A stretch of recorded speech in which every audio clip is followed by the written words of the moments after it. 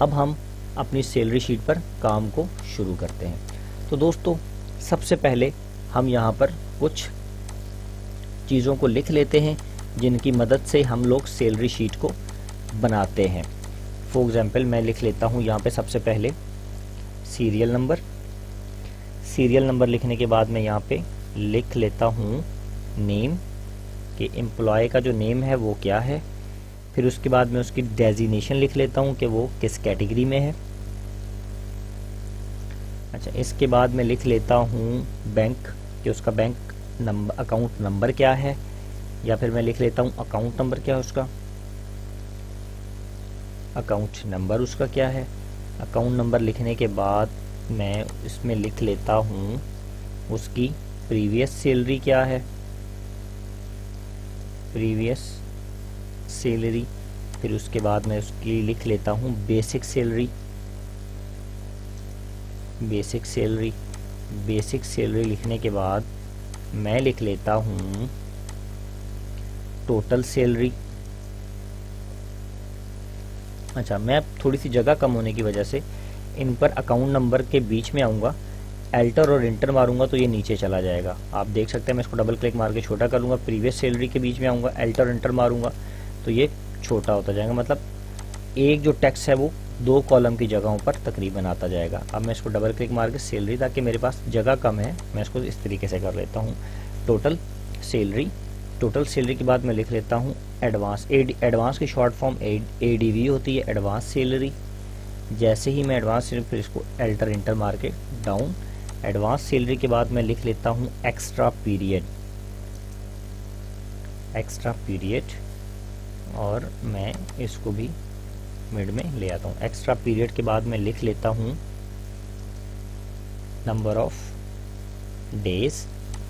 Number of days लिखने के बाद मैं लिखता हूँ यहाँ पे 1 डे सैलरी, कि इसकी एक दिन की सैलरी कितनी बनती है फॉर एग्जाम्पल। फिर यहाँ पे मैं लिख लेता हूँ डिडक्शन। डिडक्शन के बाद मैं यहाँ पे लिख लेता हूँ, डिडक्शन के बाद मैंने लिखना है करंट सैलरी।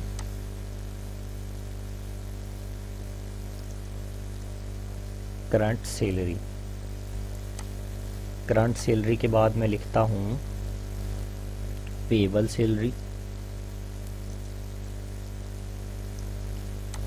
अच्छा, मैं इनको थोड़ा सा छोटा करता हूँ, थोड़ा सा जूम कम करता हूँ ताकि आप लोगों को बाकी चीज़ें भी नज़र आएँ।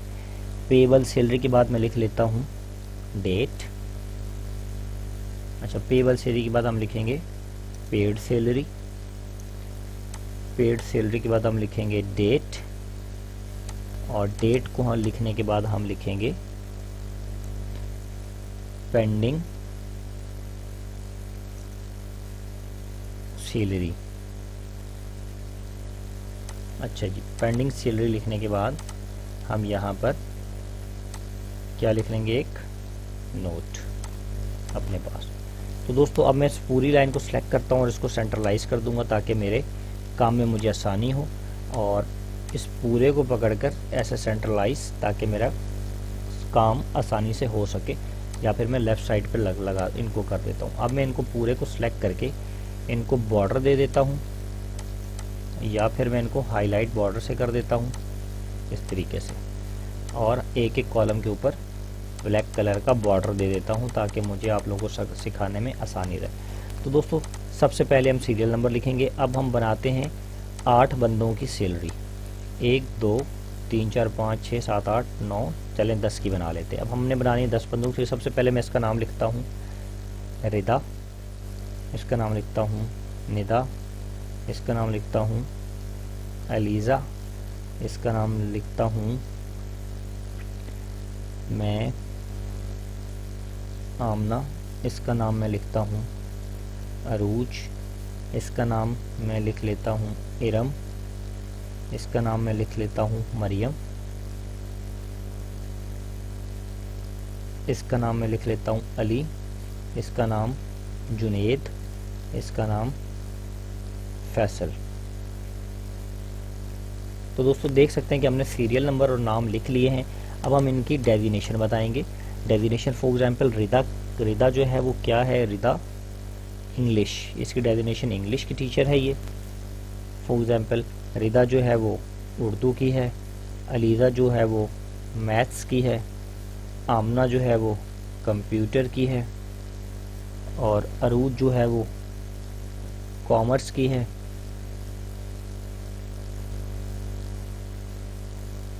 अरूज जो है वो कॉमर्स की है। इसके अलावा इरम जो है वो इस्लामियात की है। मरियम जो आ गई हमारे पास मैथ्स। इसके अलावा अली जो है वो हमारे पास कंप्यूटर। फॉर एग्जांपल अली जो है हमारे पास लैब अटेंडेंट है, लैब अटेंडेंट। इसके बाद जुनेद जो है वो हमारे पास अकाउंटेंट है, और फैसल जो है वो हमारे पास ऑफिस बॉय है। अच्छा दोस्तों, अब सिंपल सी बात है, सबसे पहले आप इनके अकाउंट्स नंबर लेंगे और अकाउंट्स नंबर लिखेंगे। जैसे इसका अकाउंट नंबर है 04893, या इसका आप लिख ले 4894। अकाउंट नंबर बड़ा होता है तो आप जो भी अकाउंट नंबर उसका होगा आप उसका अकाउंट नंबर लेके, अब मैं इनको कॉपी पेस्ट करके नीचे कर लेता हूँ सिर्फ आपको समझाने के लिए। तो जो जब आप बनाएंगे तो एक्चुअल लिखेंगे इनका अकाउंट नंबर। अच्छा, इसके बाद सबसे पहले हम बेसिक सैलरी को बताएंगे कि इनकी बेसिक सैलरी कितनी है। फॉर एग्जांपल रिदा की बेसिक सैलरी है 20,000, निदा की है 19,000, अलीज़ा की है 25,000, आमना की है 30,000, और अरूज की है 15,000, इरम की है 9,000, मरियम की है 7,000, मरियम की हम लिख लेते हैं 27,000, अली की हम लिख लेते हैं 22,000, जुनेद की हम लिख लेते हैं 21,000, फैसल की हम लिख लेते हैं 25,000 रुपये सैलरी। तो दोस्तों सबसे पहले हमने क्या लिख लिया, सैलरी। अब मैं क्या करूँगा, इनकी हमने बेसिक सैलरी तो लिख ली, सबसे पहले हम इनकी 1 डे की सैलरी निकालेंगे। बेसिक सैलरी की सैलरी शीट बनानी हो, बेसिक सैलरी बनाने के बाद आपने सबसे पहले क्या निकालनी होगी, 1 डे सैलरी, एक दिन की सैलरी इनकी निकालनी होगी कि आपकी एक दिन की सैलरी कितनी है। तो सिंपल सी बात है दोस्तों। अब मैं क्या करूँगा, मैं यहाँ पर आऊँगा, इज इक्वल टू का साइन लगाऊंगा, जैसे कि लास्ट क्लास में हमने डिवाइड का फार्मूला बनाया था। तो अब हम क्या करेंगे कि हम बेसिक सैलरी को पकड़ेंगे, यहाँ पर डिवाइड, और बेसिक F4 हमारा कॉलम है बेसिक सैलरी का, ये देखें जी F, और इसकी raw number 4, F4 divided by 30, क्योंकि सैलरी जो होती है हमेशा 30 डेज़ पे काउंट होती है हर महीने की। अब हमने क्या किया, 30 डेज़ इसको डिवाइड किया, तो इसकी एक दिन की जो सैलरी है वो आपके सामने आ गई। मैं इसको पकड़ के और यहाँ से ड्रैग करूँगा तो हमारे पास हर बंदे की एक दिन की जो सैलरी है वो ईजीली निकल आई है। तो दोस्तों सबसे पहली चीज़ तो हमने ये करनी है। अब हमने यहाँ पर लिखना है कि हमारी टोटल सैलरी क्या है। एक तो थी प्रीवियस सैलरी, मतलब पिछले जो बकाया जात आ रहे होते हैं किसी बंदे के, ये वो चीज़ रहती है, और बेसिक सैलरी जो आपकी हर महीने की एक सैलरी फिक्स की जाती है, ये वो सैलरी होती है। और जो टोटल सैलरी है मतलब पिछले बकाया जात मिलाकर और करंट सैलरी मिलाकर आपकी बनेगी टोटल सैलरी। फॉर एग्जाम्पल अब मैं इस पर आता हूँ टोटल सैलरी पे, मैं इस पर क्लिक करूँगा, यहाँ पर total click is equal to करूँगा प्रीवियस सैलरी और मैं प्लस कर दूंगा बेसिक सैलरी को, तो हमारी क्या बन गई टोटल सैलरी। अब मैं इस पर क्लिक कर दूंगा, इस पर मैंने क्लिक किया और यहाँ से क्लिक करने के बाद मैं इस पर नीचे तक ड्रैग कर दूंगा, तो बआसानी आप देख सकते हैं कि आपकी टोटल सैलरी भी इजीली निकल आई। तो दोस्तों अभी तक जो हमने काम किया वो ये काम किया कि हमने अपनी एक दिन की सैलरी निकाल ली, और हमने कैसे निकाली, एक दिन की सैलरी हमने बेसिक सैलरी से निकाली है, टोटल सैलरी से नहीं निकाली। टोटल सैलरी क्या चीज़ है जिसमें प्रीवियस सैलरी भी आपकी शामिल होगी। आपने टोटल सैलरी, आपने बेसिक सैलरी का 1 डे निकाला है, टोटल सैलरी आपकी ज़्यादा हो जाएगी या कुछ इसमें डिफरेंस आएगा, लेकिन जो बेसिक सैलरी होती है ये आपकी कन्फर्म रहती है। आपने बेसिक सैलरी से 1 डे की सैलरी निकाली और 1 डे की सैलरी आपने 30 दिन पे डिवाइड की, क्योंकि सैलरी का जो कैलकुलेशन होती है वो 30 डेज़ भी होती है। अब आपने 30 से इसको डिवाइड कर दिया तो एक दिन की जो सैलरी है पूरे मंथ में वो 666 रुपये। इस तरीके से आपने एक मंथ की सैलरी निकाल दी। अब मैं क्या करूँगा, अब मैं करंट सैलरी निकालूंगा इस एक मंथ की। अभी हम बात करें करंट मंथ के ऊपर, प्रीवियस मंथ पे हम बात नहीं कर रहे। अब मैं क्या करूँ कि मैं निकालना चाहता हूँ कि बेसिकली इनकी करंट सैलरी कितनी है। अब मैं क्या करूँगा, मैं इज इक्वल टू का साइन लगाऊंगा। इज इक्वल टू से मैं सबसे पहले क्लिक करूँगा नंबर ऑफ डेज़ के ऊपर।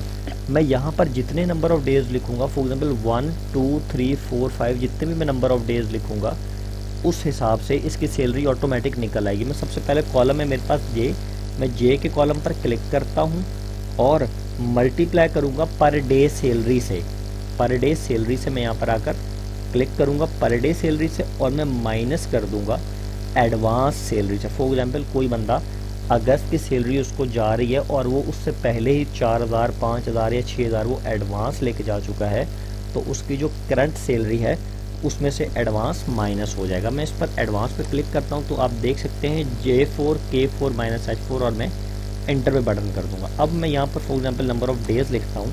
इसकी ये कितने दिन की सैलरी मैंने बनाई, 29। फॉर एग्जाम्पल लिखता हूँ 29 डेज़ की। ठीक है जी। अब 29 डेज़ की सैलरी इसकी आप खुद देख सकते हैं कि उसके सामने आपको शो कर रहा है 19,333 रुपये। एक दिन की सैलरी जो है वो इसकी काट ली गई। अब वो इसकी क्यों काटी, वो इसकी इस वजह से काटी गई क्योंकि इसकी एक दिन की एब्सेंटी थी, क्योंकि इसकी 30 दिन की सैलरी नहीं बनी, 29 दिन की सैलरी इसकी बनाई गई, जिसकी वजह से इसको एक दिन की जो इसकी तनख्वाह है वो इसकी कट गई। अब फॉर एग्जांपल इस बंदे ने एडवांस भी लिया हुआ था। अब देखिए हमने इस करंट सैलरी के अंदर एडवांस को शो किया। फॉर एग्जांपल इसने 2000 रुपये एडवांस भी लिया हुआ था पहले से। तो आप देखेंगे जैसे ही मैं क्लिक छोड़ूंगा आप देख सकते हैं कि यहाँ पे इसका एडवांस आ गया 17,333 रुपये। ये क्यों आया, एक तो इसने एक छुट्टी की उसकी इसकी डिडक्शन हो गई और एक इसने एडवांस लिया हुआ था 2000 रुपये, वो इसकी करंट सैलरी से कट गया। देखें जी, हमने करंट सैलरी के अंदर सबसे पहले क्या किया, हमने इसके नंबर ऑफ डेज़ को इसके current salary per day salary से मल्टीप्लाई कर दिया। जैसे ही हमने मल्टीप्लाई किया तो हमारी 29 दिन की इसकी सैलरी निकली और 29 दिन की सैलरी आप देख सकते हैं कि हमने -H4 कर दिया, यानी कि जो एडवांस सैलरी है वो इसकी माइनस होगी। अब इसी तरीके से मैं इस फार्मूले को नीचे तक ड्रैग कर देता हूं तो आप देख सकते हैं सबकी करंट सैलरीज निकल आएंगी, लेकिन अभी तक 0 है इस वजह से क्योंकि मैंने यहाँ पर नंबर्स को नहीं लगाया। जब तक मैं नंबर्स नहीं लगाऊंगा तो जब तक वो सैलरीज नहीं बताएगा। फॉर एग्जांपल मैं अब यहाँ पे लिखता हूँ उसके पूरे 30 डेज़ की सैलरी थी, तो अब आप देख सकते हैं यहाँ पे इसकी बेसिक सैलरी 19 थी, पूरे इसके 30 डेज़ की सैलरी बनाई तो यहाँ पर 19 के 19 पूरे आ गए। अब इसके भी मैं बना देता हूँ 30, तो आप देखें इसकी बेसिक सैलरी 25 थी और यहाँ पर आप देख सकते हैं कि इसकी जो बेसिक सैलरी, इसकी जो करंट सैलरी बनी वो कितनी बनी, वो भी 25 डेज़ बनी, क्योंकि इसकी छुट्टी नहीं हुई तो ऑटोमेटिक फार्मूले के हिसाब से इसकी कटौती नहीं होगी। अब मैं यहाँ पे इस पर लिखता हूँ फॉर एग्जांपल इसने किया 25 डेज़। अब मैं इसकी सैलरी है 30,000, तो इसके 15 दिन ये आया, 15 दिन इसने छुट्टियाँ की। अब 15 दिन की जब इसकी सैलरी बनी और एक दिन की सैलरी इसकी 1000 रुपये, हमने फार्मूले के हिसाब से बेसिक सैलरी को जब डिवाइड किया था तो 15 दिन की इसकी सैलरी ऑटोमेटिक कैलकुलेट हुई 15,000 रुपये, तो 15,000 रुपये इसके कट गए। ठीक है जी। अब मैं इसी तरीके से इसकी जो सैलरी है अरूज इसकी बनाता हूँ 23 दिन की। वो आप देखें इसकी सैलरी 23 दिन की बनी 11,500 रुपये। मैं मरियम की जो सैलरी है वो बनाता हूँ 21 दिन की, इसकी सैलरी मैं बनाता हूँ 29 दिन की, इसकी सैलरी में बनाता हूँ पूरे 30 दिन की, इसकी सैलरी में बनाता हूँ 31 नहीं, इसकी मैं 29 डेज़ की और इसकी मैं बनाता हूँ ओनली 10 डेज़ की। तो दोस्तों जैसे ही आपने नंबर ऑफ फार्मूला लगाया करंट सैलरी के ऊपर, कौन सा, करंट सैलरी को आपने मल्टीप्लाई करना है नंबर ऑफ डेज़ से और मल्टीप्लाई बाय 1 डे सैलरी से। एक दिन की सैलरी को नंबर ऑफ डेज से मल्टीप्लाई करेंगे तो वो आपकी सैलरी आ जाएगी, क्योंकि आपने 1 डे की जो सैलरी है इसको डिवाइड किया हुआ है बेसिक सैलरी से। बेसिक सैलरी को जब आपने 30 पर डिवाइड किया तो आपकी एक दिन की सैलरी निकल आई और उस एक दिन की जो आपकी सैलरी निकली उससे आपने नंबर ऑफ डेज़ को मल्टीप्लाई कर दिया कि जितने दिन वो आया। सिंपल सा फार्मूला है।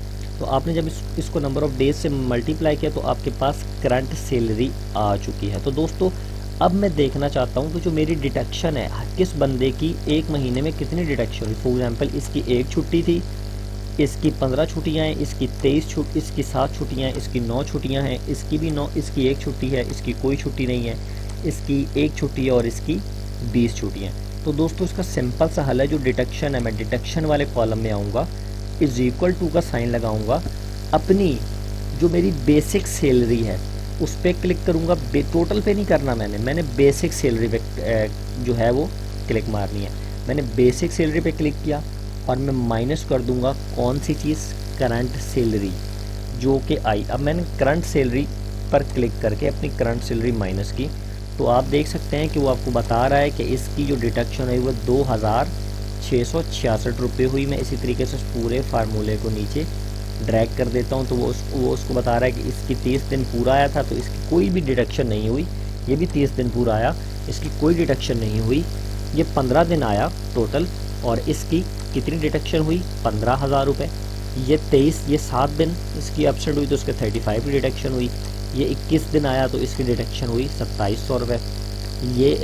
ये जो है 29 दिन आया, 1 दिन नहीं आया तो इसकी 900 रुपये की डिडक्शन हो गई। ये 30 दिन जो है पूरे आया, इसकी कोई डिडक्शन नहीं हुई। ये 29 दिन आया, इसकी जो है डिडक्शन जो है वो 1 दिन की हुई 700 रुपये। और ये 20 दिन इसने छुट्टी की तो इसकी जो डिडक्शन थी वो 16,666 रुपये इसकी डिडक्शन हो चुकी है। अब दोस्तों ये जो 1 डे वाला कॉलम है ये हम सैलरी पे शो नहीं करते, इसको हम हाइड कर देते हैं। ये जो आप देख रहे हैं इसके साथ लाइन है, मैं इसको पकड़ कर हाइड कर दूंगा। ये होगा क्या, ये छुप जाएगा, डिलीट नहीं होगा, लेकिन वर्क करेगा अपने। फॉर एग्जांपल यहाँ से आप देखें, मैं नंबर ऑफ डेज चेंज करता हूँ, 24 करता हूँ। अभी वहाँ पर यहाँ पे 30 है, 19,000, मैं यहाँ पर 24 करूँगा तो ऑटोमेटिक आप देखेंगे कि यहाँ पर 15,200 रुपये आ गया। मैं यहाँ पे 30 करता हूँ तो देखें ऑटोमेटिक अपनी वो अपने फार्मूले को वो यूज़ कर रहा है। अच्छा, अब देखें हम बात करते हैं पेएबल सैलरी को। ये तो करंट सैलरी थी कि इनकी करंट सैलरी इतनी बनी इस महीने की छुट्टियाँ करने के बाद। ये वाली जो सैलरी थी नंबर ऑफ डेज, 29 दिन की सैलरी इनकी करंट मंथली बन गई, जो महीना चल रहा है उसकी सैलरी बन गई। अब मैं क्या करूँगा, अब मैं पेएबल सैलरी बना रहा हूँ। फॉर एग्जाम्पल मैं ये देख रहा हूँ कि पेएबल सैलरी इनको सैलरी जानी कितनी है। अब इनको कौन कौन सी सैलरी जानी है, फॉर एग्जाम्पल मैं यहाँ पे लिखता हूँ इज इक्वल टू, मैं सबसे पहले करंट सैलरी इनको दे रहा हूँ और उसमें मैं प्लस करूँगा कौन सी सैलरी, उसके अंदर मैं प्लस करूँगा प्रीवियस सैलरी जो इनके पिछले मंथ की बकाया है, मैं इसको भी प्लस करूँगा। और मैं प्लस कर लूँगा फॉर एग्जाम्पल अगर किसी टीचर को एक्स्ट्रा पीरियड वो ले रही है, वो उसके 2,000, 3,000, 4,000, 5,000 रुपये एक्स्ट्रा पीरियड अगर उसके बनते हैं तो मैं एक्स्ट्रा पीरियड को भी आकर इस पर क्लिक करूँगा तो जो एक्स्ट्रा पीरियड वाला कॉलम है वो भी सिलेक्ट हो जाएगा और मैं इसको ईजीली जो है वो एंटर मार दूंगा। तो आप देख सकते हैं कि इसकी जो पेएबल सैलरी है वो भी निकल आई है कि इसको हमने सैलरी पे कितनी करनी है। मैं इसको पकड़ कर यहाँ से यहाँ तक ड्रैग करूँगा तो अब देखिए सैलरीज में फ़र्क आ जाएगा थोड़ा सा। फॉर एग्जाम्पल कैसे, इसने एक्स्ट्रा पीरियड पढ़ाया, हमने एक पेएबल सैलरी के अंदर एक्स्ट्रा पीरियड को ऐड कर चुके। इसने फॉर एग्जाम्पल इसको जो हम एक्स्ट्रा पीरियड की अमाउंट मिली वो मिली 3,000 रुपये जी, ठीक है, इसको 3,000 मिली। अब देखें इसकी बेसिक सैलरी थी 19,000, 3,000 रुपये इसको एक्स्ट्रा पीरियड मिला। 19 और 3 के इसकी करंट सैलरी कितनी थी, 19,000 रुपये, लेकिन इसको पे कितनी की जा रही है, 22,000 रुपये। वो क्यों की जा रही है, क्योंकि इसको एक्स्ट्रा पीरियड की जो अमाउंट है वो लगी है। करंट 19,000 है लेकिन 22,000 इसको पे की जा रही है, जिसकी वजह से इसको एक्स्ट्रा पीरियड मिल रहा है। अच्छा, अब हम क्या देखेंगे, फॉर एग्जाम्पल इस एक बंदे को देखें इसकी 15 दिन की छुट्टियां हैं, इसकी 15 दिन की छुट्टियां हैं और इस बंदे ने क्या लिया हुआ है, फॉर एग्जाम्पल 2,000 रुपये का एडवांस मैं यहाँ पे लिखता हूँ क्योंकि हम फार्मूला सारा सेट कर चुके हैं। इसने 2,000 रुपये का एडवांस लिया हुआ है। अब देखें इसकी सैलरी सी टोटल 30,000 रुपये, 30,000 रुपये में से 15 दिन इसकी छुट्टियाँ थी जिसकी और 2,000 रुपये का इसका एडवांस था। तो फार्मूले की मदद से कैलकुलेट होते हुए आप देख सकते हैं कि इसकी जो करंट सैलरी थी वो 13,000 रुपये बनी और पेएबल सैलरी भी इसको 13,000 रुपये बनी। अब फॉर एग्जाम्पल मैं यहाँ पे लिख देता हूँ कि जो इसको एक्स्ट्रा पीरियड मिला 500 रुपया, ठीक है। अब देखें इसकी जो करंट सैलरी थी वो 13,000 रुपये बनी, लेकिन जो पेएबल सैलरी है वो इसकी 13,500 रुपये बनी। वो क्यों बनी, क्योंकि इसको एक्स्ट्रा पीरियड लगाया गया है और एक्स्ट्रा पीरियड को हमने पेएबल वाले कॉलम में ऐड किया है, करंट सैलरी के अंदर हमने नहीं ऐड किया। तो अब फॉर एग्जाम्पल ये हमारे पास लोगों की सैलरियाँ निकल आई। अब मैं यहाँ पे कुछ चीज़ों को ऐड कर देता हूँ ताकि मुझे आसानी रहे। फॉर एग्जाम्पल इसने लिया हुआ था 1000 एडवांस, इसने लिया हुआ था 500 रुपये एडवांस। अच्छा, इन्होंने कोई एडवांस, जिन्होंने कोई एडवांस नहीं लिया हुआ हम उनके आगे नहीं लिखते। फॉर एग्जाम्पल इन्होंने एक्स्ट्रा पीरियड लिया हुआ है कितना, 600 रुपये, 600 रुपये इनको दिया, इनको हमने दिया 800 रुपये। तो आप देख सकते हैं कि ऑटोमेटिक लेफ़्ट साइड पे आपकी डिडक्शन भी निकल रही है, करंट सैलरी भी निकल रही है, पेबल सैलरी भी निकल रही है। अब बारी आ जाती है पेड की, कि आपने पेड कितना करा। फॉर एग्जांपल इसकी सैलरी बनी थी 17,333.3, मैं इसको लिख देता हूँ 17,333, मैंने इसको ये पेड कर दिया। ठीक है जी, हमने इसको पेड किया और किस तारीख को किया, फॉर एग्जांपल 18/9/2019 को हमने पेड कर दिया। ठीक है जी, इसी तरीके से इसको हमने पूरे 22,000 रुपये पे कर दिए। हमारे पास कितना हो गया, 19। हमने इसको कब पे किया, 18 तारीख को ही, 19/9/2019 को इसकी सैलरी हमने इसको 22,000 रुपये पे कर दी। अब ये जो 25,000 वाला था, हमारे पास अमाउंट थोड़ी थी, या कॉल या कोई भी इदारा उसको 25,000 पूरा नहीं पे करता, 25,000 के बजाय वो उसको 20,000 रुपये फॉर एग्जाम्पल पे कर देता है। ठीक है जी, बाकी इसको भी पूरी की, इसको भी पूरी की, लेकिन इसको पूरी नहीं की।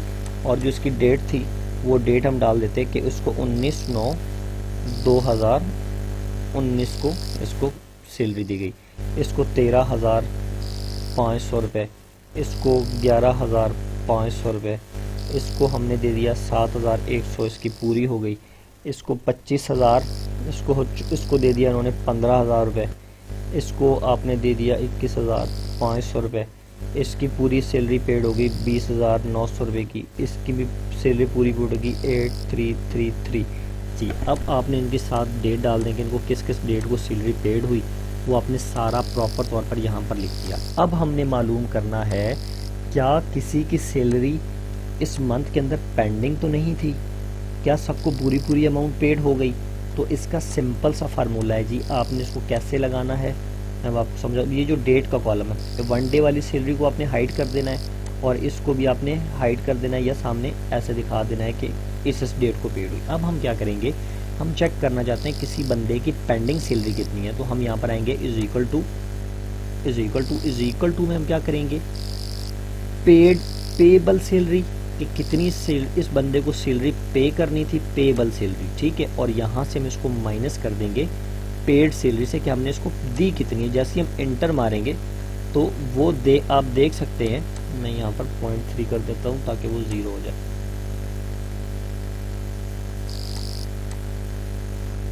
पेड फॉर एग्जाम्पल मैं यहाँ पर दे देता हूँ 20,000 पे, इसमें डेट चेंज कर देता हूँ 24 और 24 डेज की सैलरी की बनी, पेड हम इसको कर देते हैं 14,000। ठीक है, अब मैं क्या करूँगा, जो मेरी पेंडिंग सैलरी, मैंने यहाँ पे फार्मूला लगाया, फार्मूले में क्या लगाया है कि पेबल सैलरी में से पेड सैलरी को यानी कि जितनी पे करनी थी और जितनी पे कर दी उसमें से इसको हमने माइनस किया, और इज इक्वल टू हम क्या करेंगे कि नीचे तक इसको ड्रैग कर देंगे।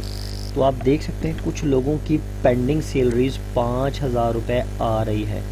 ये क्या वजह है, ये 5,000 रुपये क्यों आ रही है?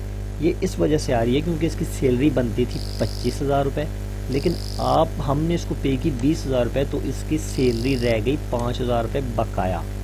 ठीक है जी, इसी तरीके से आपकी इसकी सैलरी बनती थी 25,000 रुपये, इसकी मैं हाईलाइट करता हूँ ताकि आपको नज़र आए।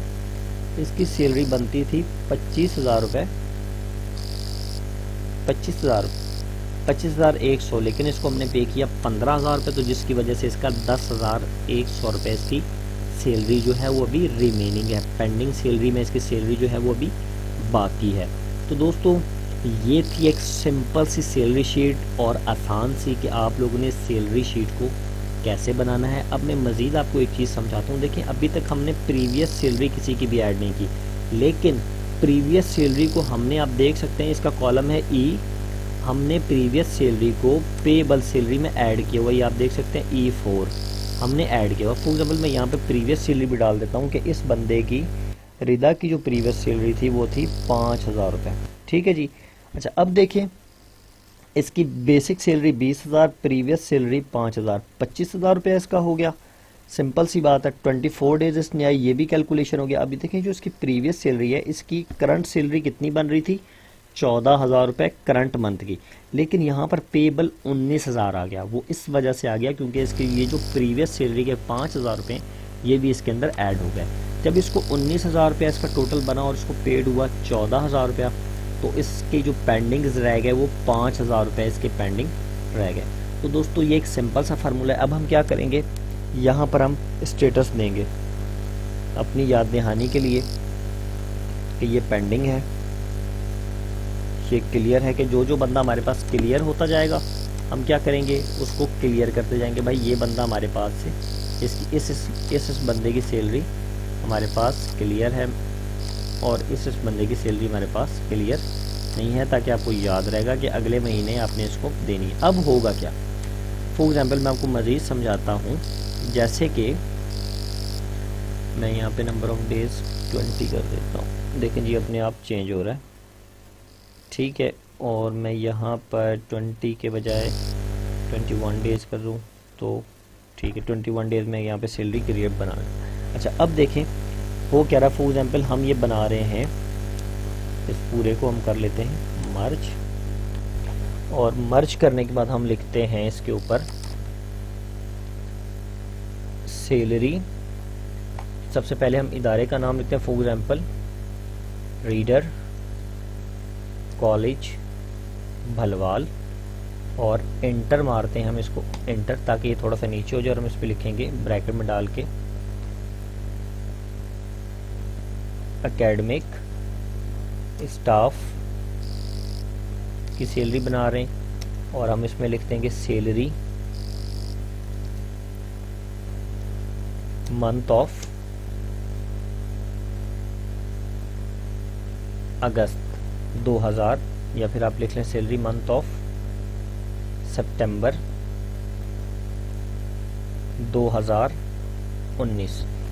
अब आपने क्या कर दिया कि आपने उसको बता दिया कि हम रीडर कॉलेज बलवाल की ये समरी जो सैलरी शीट आप बना रहे हैं एकेडमी स्टाफ की सैलरी मंथ ऑफ सितंबर की, अपने सितंबर की जो सैलरी है आप उसको बना रहे हैं।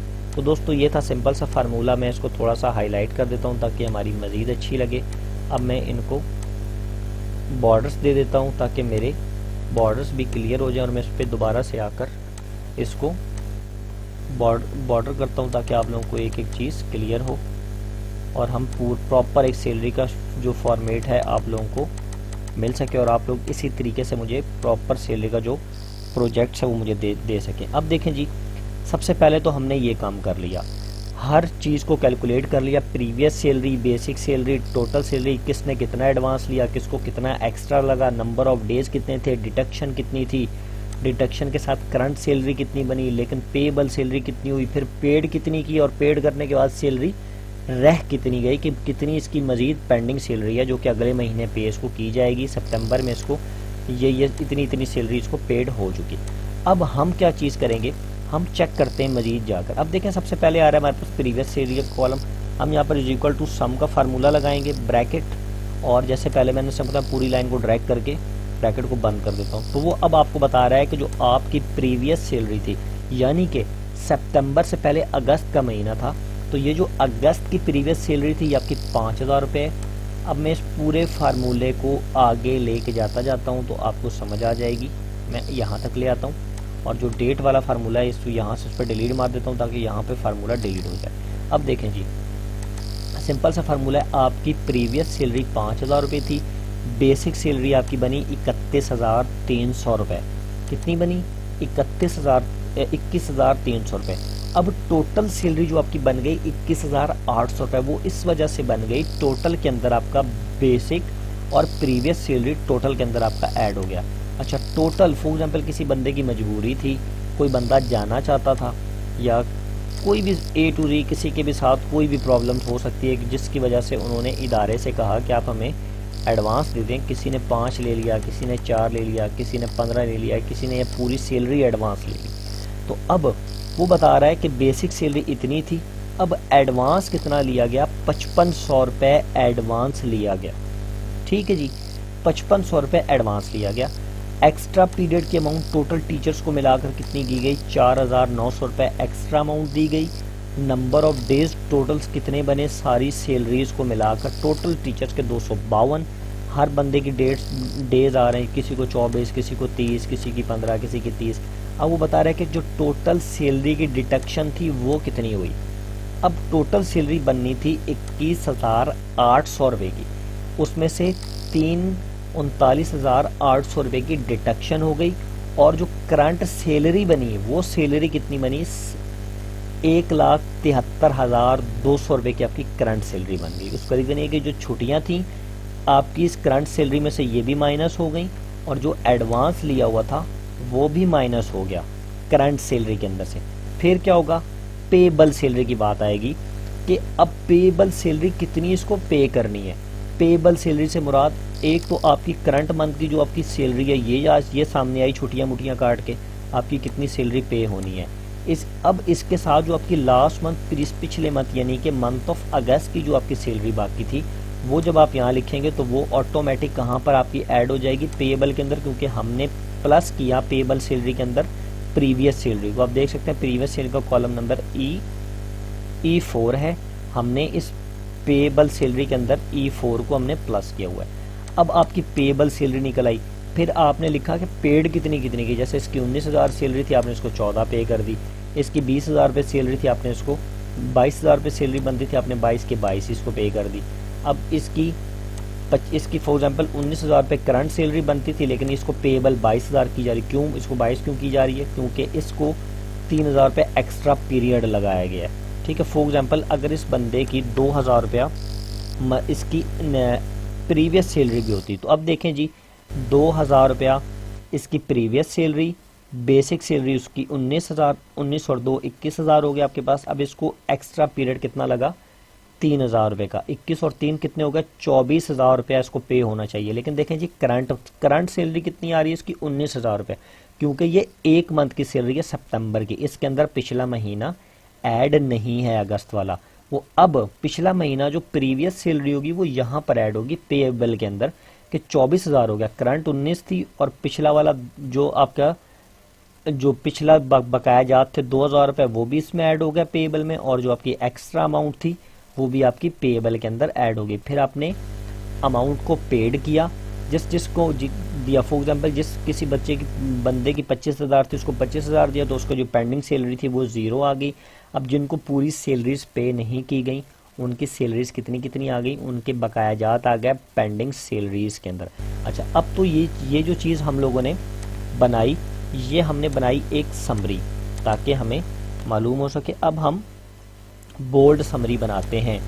बोल्ड समरी से मुराद हम चेक करेंगे, हमारे पास क्लियर वाज़ेह होना चाहिए कि किस बंदे को कितनी सैलरी पे होनी है। हमने जो टोटल सैलरी पे करनी है वो कितनी पे करनी है, टोटल पेड कितनी होगी, और रिमेनिंग सैलरी हमारे पास कितनी बाकी है। तो जी सबसे पहले हम यहाँ पे लिखेंगे, हमारे पास आ जाती है, हम इसको हाईलाइट कर लेते हैं ऐसे 3 कॉलम्स में। ठीक है, मैं सबसे पहले ये लिखता हूँ पेएबल सैलरी कितनी है, पेएबल सैलरी। ठीक है, हमने लोगों को जो पे करनी है, यहाँ पर ऊपर आऊँगा और ऊपर आने के साथ मैं इसको एक अच्छे से बॉक्स के अंदर एक हाईलाइटेड कलर दे देता हूँ, और इसको बॉक्स में आकर ऐसे ब्रैकेट। अब मैं यहाँ पर 2 कॉलम 3 कॉलम ले लेता हूँ। अब मैं यहाँ पे लिखूँगा इंटू। अब देखें जी, हमारी जो पेएबल सैलरी है वो कितनी है, हमारी पेएबल सैलरी ये वाली है। अब मैं यहाँ पर क्या करूँगा, ब्रैकेट में आकर इज इक्वल टू को लिखने के बाद मैं पेएबल पे जस्ट क्लिक कर दूंगा, तो वो बता रहा है बराबर है N4 के, क्योंकि पेएबल का जो कॉलम जो नंबर दिया गया है रॉ और सेल का वो N14 है। ये देखें N और यहाँ से 14। अब मैं N4 लेकर जस्ट एंटर मारूंगा तो वो आपको बता रहा है सेम अमाउंट यहीं पे आ जाएगी 1,85,100। अब मैं इसको यहाँ से करके सेंट्रलाइज करूँगा, इसके टेक्स्ट को थोड़ा सा बोल्ड कर दूंगा कि ये पेएबल सैलरी है, ताकि सैलरी पेड करने वाले को आसानी से नज़र आए। अब मैं इसी तरीके से दोबारा से कॉलम लूँगा ऐसे। अब मैं यहाँ पे लिख दूँगा पेड सैलरी, पेड सैलरी के टोटल पेड कितनी सैलरी हुई। अब मैं यहाँ पे क्या करूँगा, इसको दोबारा से एक उसी कलर में मैं या इसको थोड़ा सा मज़ीद चेंज कर देता हूँ कि कलर का थोड़ा सा डिफरेंस आ जाए। यहाँ पर किया और उसको मैंने बॉर्डर दे दिया। अब मैं यहाँ पे लिख रहा हूँ कि मेरी जो पेड सैलरी है वो कितनी हुई है जी। यहाँ पे लिखा आ रहा है पेड सैलरी कितनी, 1,53,833 रुपये। मैं यहाँ पर आऊँगा is equal to paid salary वाली को जो मेरा टोटल है उस पर क्लिक करूँगा तो मेरी पेड सैलरी यहाँ पर सामने आगे। मैं इसको हाईलाइट करके इसका कलर में चेंज कर देता हूँ ताकि मुझे आप लोगों को सिखाने में आसानी रहे। अच्छा, और जो सैलरी पे कर रहा है उस बंदे को भी आसानी रहे कि सैलरी कितनी पेबल करनी है, पेड कितनी की चुकी। अब हम मालूम करेंगे पेबल सैलरी इतनी थी, पेड सैलरी इतनी की, तो जो पेंडिंग रहेगी वो कितनी थी, जो पेंडिंग सैलरी है वो कितनी की, वो भी तो मालूम करनी है ना। अब हम यहाँ पर आएंगे यहाँ से और यहाँ पे लिखेंगे पेंडिंग। जैसे ही हम पेंडिंग सैलरी लिखेंगे इसको ऐसे और थोड़ा सा इसको बोल्ड करके बोल्ड कर दिया। पेंडिंग सैलरी इसकी कितनी, साइज़ हम चेक कर लेंगे। इसका साइज़ 11 रखा हुआ तो हम इसका भी 11 रख लेते हैं जी। इसका भी हमने 11 रख लिया। अब यहाँ पर आके हम दोबारा से इसको मर्ज करेंगे और मर्ज करने के बाद इसको बॉर्डर कर देंगे। अब हम क्या करेंगे, दो तरीके इज इक्वल टू, या तो पेड सैलरी में से, पेबल सैलरी में से आप पेड सैलरी निकाल दें तो देखें वही सवाल आएगा ऊपर, यहाँ वाला जो पेंडिंग सैलरी आ रही थी 31627। तो जी आपने सिंपल सा क्या क्या चीज़ें मालूम कर ली। अब हम इसको रेड कलर में दे देते हैं क्योंकि ये ख़तरा है, ये लोगों को देनी चाहिए थी लेकिन नहीं दी गई। तो कि हमारे पास रेड बल्ब आ रहा है कि इतने जो है आपके बकाया जाते हैं, पेंडिंग सैलरीज आपकी इतनी है। अच्छा, अब तो आपने एक फॉर्मेट क्रिएट किया सैलरी का। अब थोड़ा सा हम नीचे आ जाते हैं, हम इस पूरे बॉर्डर को ऐसे क्लियर कर लेते हैं। यहाँ पे इतना सा बॉर्डर लेकर इसको हम मर्ज कर लेते हैं और इसको हम बॉर्डर कर लेते हैं ताकि हमारे पास बॉर्डर होगा। अब हम क्या करेंगे, यहाँ पर आने के बाद हम एक जगह पे लिखेंगे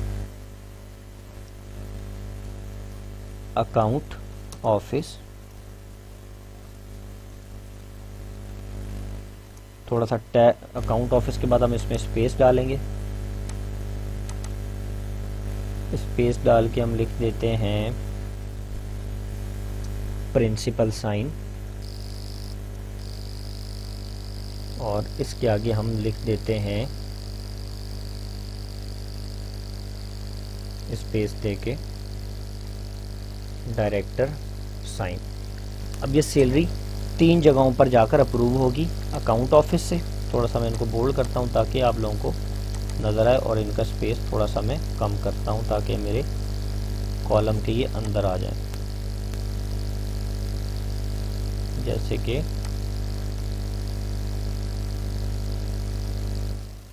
डायरेक्टर साइन, ठीक है जी।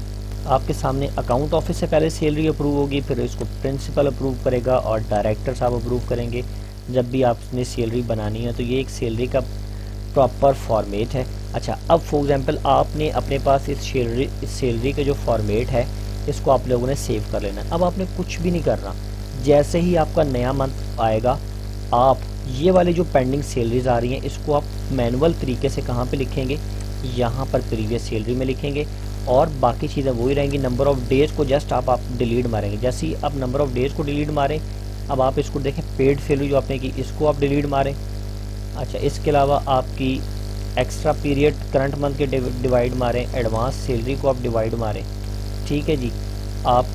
आपको देख सकते हैं कि मुकम्मल तौर पे जब तक आप नंबर ऑफ़ डेज़ नहीं लिखेंगे आपको आपकी सैलरी नहीं बताई जा रही। ये 5000 रुपया क्यों बताया जा रहा है, क्योंकि ये प्रीवियस है। मैं इसको भी डिलीट मार देता हूँ। देखें जी आपकी सैलरी 0 हो गई। जब आपने नंबर ऑफ़ डेज़ डिलीट कर दिए तो आपकी सैलरी 0 होगी। उसका रीज़न ये है कि आपने जो काम किया हुआ है वो प्रॉपर तौर पे किया। अब इसको आप पूरी शीट को कॉपी करें, सितंबर जब नवंबर की सैलरी है तो आप नवंबर की सैलरी बना दें। यहाँ से जो पेंडिंग्स बचें वो उनके नाम के आगे यहाँ पे पेंडिंग डाल दें, वो ऑटोमेटिक इस फार्मूले के तहत अपने आप ऐड होते रहेंगे। फिर आप करंट मंथ के उनको डेज बता दें। फॉर एग्जांपल इसके डेज थे 30, आपने 30 पूरे लिख दिए तो इसकी सैलरी 20,000 पूरी, आगे डिडक्शन 0। इसके 30 थे, इसके भी 30 थे, इसके भी 30 थे, इसके 25 डेज थे, इसके 20 डेज थे, इसके 30 डेज थे, इसके 35 डेज थे, इसके 29 डेज थे और सॉरी इसके 35 नहीं, इसके 30 डेज थे और इसके 21 डेज थे। तो तो दोस्तों देखें, सिंपल सी बात है, एक बार जब ये आपकी शीट बन जाएगी तो जस्ट आपने नंबर ऑफ डेज में सिर्फ चेंजिंग करनी है, बाकी अपने आप आपकी प्रॉपर शीट होती जाएगी। जो आपकी पिछले मंथ की सैलरीज रह गई थी, फॉर एग्जाम्पल इसकी 5000 थी, आप 4000 थी, आप इसके 4000 लिख देंगे। जो इरम की 2000 बाकी थी तो आपने इसके 2000। तो जस्ट आपको दो चीज़ें लिखनी पड़ेगी जो है मैनुअल तौर पर। एक आपने प्रीवियस सैलरी लिखनी है, एक आपने एडवांस लिखना है कि इसने एडवांस कितना लिया हुआ है, और एक आपने एक्स्ट्रा पीरियड लिखना है कि इसका एक्स्ट्रा पीरियड कितना है। तो दोस्तों मैं उम्मीद करता हूं कि आपको आज की क्लास मेरी समझ आई होगी। अब आप लोगों का प्रोजेक्ट ये है कि तमाम लोग मुझे प्रॉपर तौर पर अपने अपने एरिए के कॉलेज की, या अपने अपने एरिए के स्कूल की, या अपने अपने स्कूल की, कॉलेज की या यूनिवर्सिटी के नाम पर आप लोग प्रॉपर तौर पर जिस तरीके से मैंने बनाई कलरफुल एक सैलरी शीट मुझे बनाकर मुझे एज अ प्रोजेक्ट सबमिट कराएंगे। मैं उम्मीद करता हूँ कि आप लोगों को समझ आई होगी। कुछ ऐसे बंदे जिनको ना समझ आई हो वो मुझसे दोबारा रब्ता करें, मैं उनको दोबारा समझाऊँगा कि जिन लोगों को सैलरी शीट की समझ ना आ रही हो। तो दोस्तों सैलरी शीट का इस्तेमाल सिंपल सा है, हमने इसमें प्लस को, माइनस को, डिवाइड को और मल्टीप्लाई को इस्तेमाल किया है, जो कि 4 फार्मूले आप पिछली क्लास में कर चुके हैं। उन चारों का मर्ज करके हमने सैलरी शीट को बना लिया है। तो सैलरी शीट हर इदारे की एक मेन चीज़ होती है जिसको आप लोग सीख चुके हैं। तो दोस्तों उम्मीद करता हूँ आप लोगों को समझ आया होगा। यहीं तक कि आज हम रखते हैं।